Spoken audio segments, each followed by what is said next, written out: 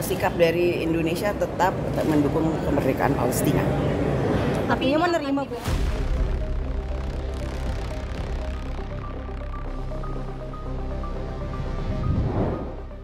Rakyat Palestina menyambut hangat gencatan senjata yang saat ini telah disepakati.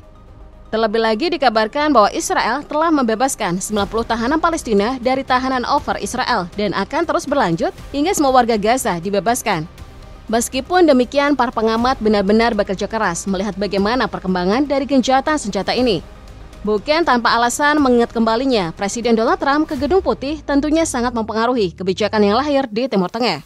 Dan salah satu kebijakan yang terbaru dan cukup kontroversial adalah wacana untuk merelokasi warga Gaza ke Indonesia.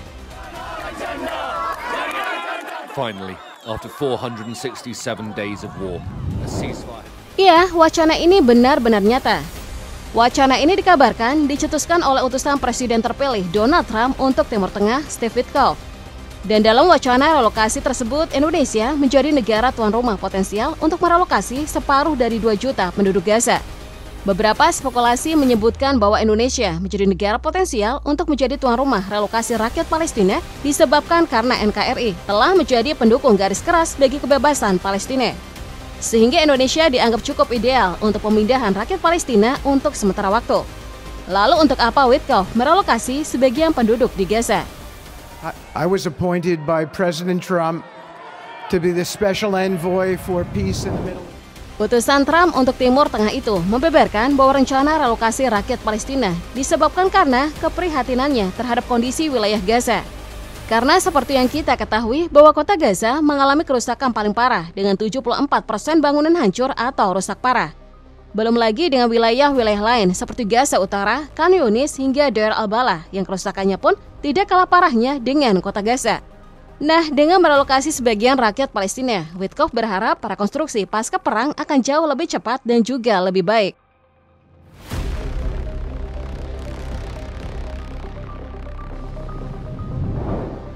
Sebagai informasi tambahan, Amerika Serikat yang bekerja sama erat dengan Israel dan Mesir dikabarkan akan membentuk Multinational Authority atau disingkat MNI untuk mengelola Gaza dan akan melapor kepada International Contact Group alias ICG.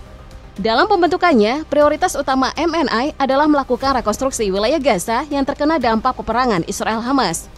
Dengan begitu, rakyat Palestina akan hidup layak di masa yang akan datang.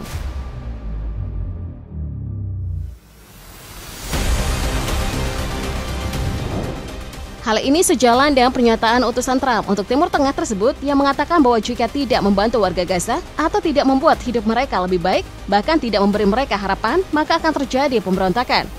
Iya, dari pernyataannya terdengar sangat mulia. Namun di balik rencana maupun wacana tersebut tentunya menyimpan kekhawatiran yang cukup besar di kalangan para pengamat maupun para pejabat Indonesia. And I'd like to describe to you some of the things we're doing and how it informs. Salah satu yang membantah wacana tersebut adalah Kementerian Luar Negeri Indonesia. Juru bicara Kementerian Luar Negeri Indonesia, Roy Sumirat, menegaskan bahwa pemerintah Indonesia tidak pernah menerima informasi apapun dari siapapun, maupun rencana mengenai relokasi sebagian dari 2 juta penduduk Gaza ke Indonesia sebagai bagian dari upaya rekonstruksi pasca konflik. Namun meskipun memang nantinya tim Trump berkoordinasi dengan pemerintah, sepertinya Indonesia tidak akan menyetujuinya.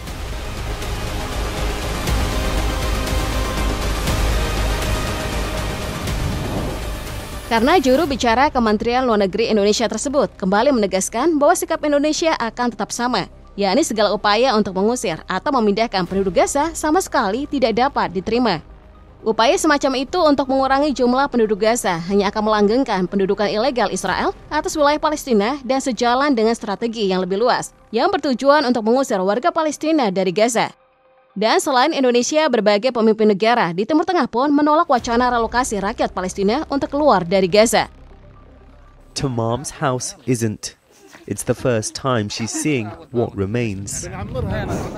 Sudah jelas bahwa wacana untuk memindahkan sementara waktu rakyat Palestina dari Gaza merupakan rancangan yang tentu saja akan ditolak habis-habisan oleh berbagai pihak. Hal ini tentunya disinyalir imbas kekhawatiran Israel mencaplok wilayah Palestina secara cuma-cuma. Jadi skemanya ketika rakyat Palestina sebagian direlokasi ke negara lain, maka tidak menutup kemungkinan jika Israel akan membangun pemukiman di wilayah Gaza. memperbesar wilayah teritorinya secara ilegal. Dan ketika rakyat Palestina ingin kembali, tanah mereka nyatanya telah diduduki oleh Israel tanpa sepengetahuan mereka.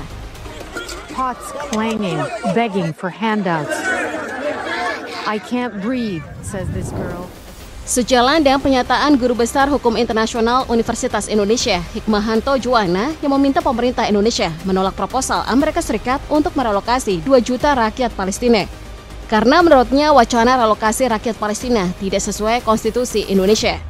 Hikmahanto menjelaskan bahwa sesuai konstitusi Indonesia, penolakan proposal Amerika Serikat merupakan rangka menentang kebijakan untuk melanggengkan penjajahan di muka bumi.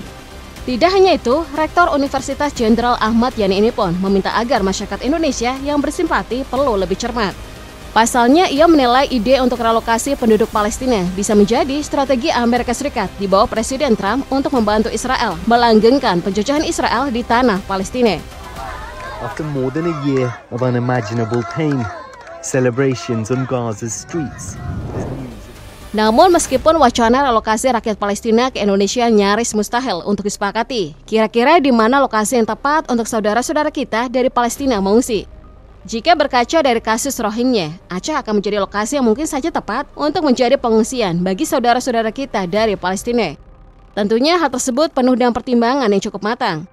Lalu apa pertimbangannya jika Aceh menjadi lokasi strategis untuk pengungsi dari Palestina?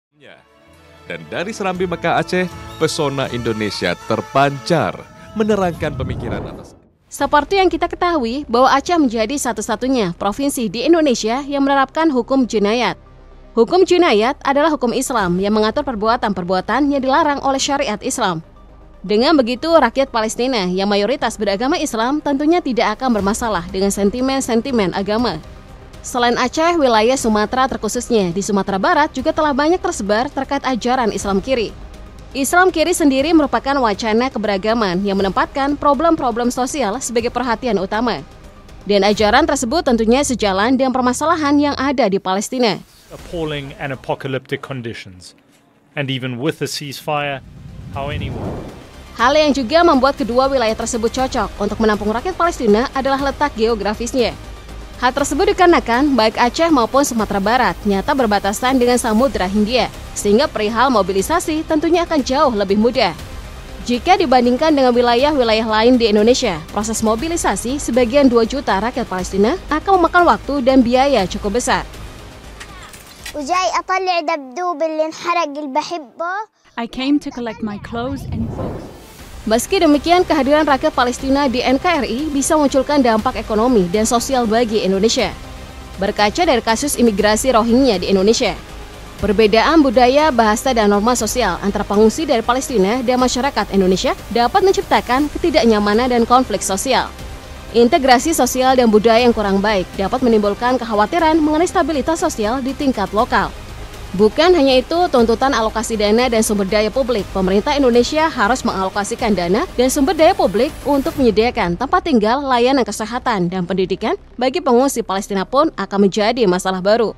Hal ini dapat menimbulkan keberatan di kalangan warga Indonesia yang berpendapat bahwa sumber daya tersebut seharusnya dialokasikan untuk kepentingan masyarakat lokal.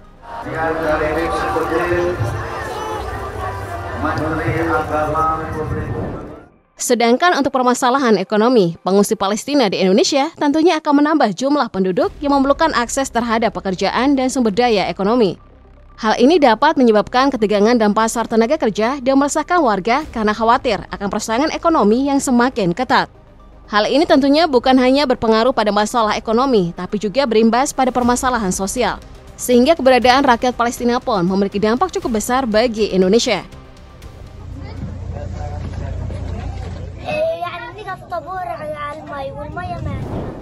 Belum lagi dengan pembiayaan bagi penghidupan rakyat Palestina. Tentu saja datangnya rakyat Palestina akan diberi suaka oleh pemerintah Indonesia untuk melindungi mereka.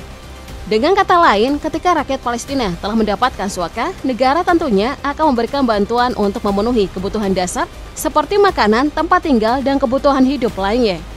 Dan karena hal itu tentunya akan membebani keuangan negara Indonesia.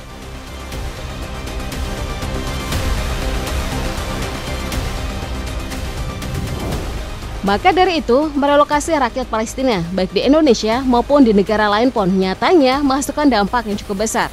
Dan karena hal itulah beberapa pihak memilih untuk mencegah kebijakan Trump untuk merelokasi rakyat Palestina. Apalagi hal tersebut berpotensi membuat Israel memiliki kesempatan untuk mengambil alih wilayah Palestina. I was appointed by President Trump to be the special envoy for peace in the Middle East. Kendati demikian, wacana relokasi rakyat Palestina bukan satu-satunya kebijakan yang keluar dari Trump mengenai masa depan Timur Tengah. Seperti pernyataan utusan Trump untuk Timur Tengah, yakni Witkoff. Dalam pidatonya, ketika Trump dilantik, Witkoff selaku utusan Trump berjanji akan memperluas lingkaran perdamaian di Timur Tengah. Dan langkah awal dari rencana tersebut adalah normalisasi Israel-Saudi Arabia. Namun rencana tersebut tidak semudah yang dikatakan.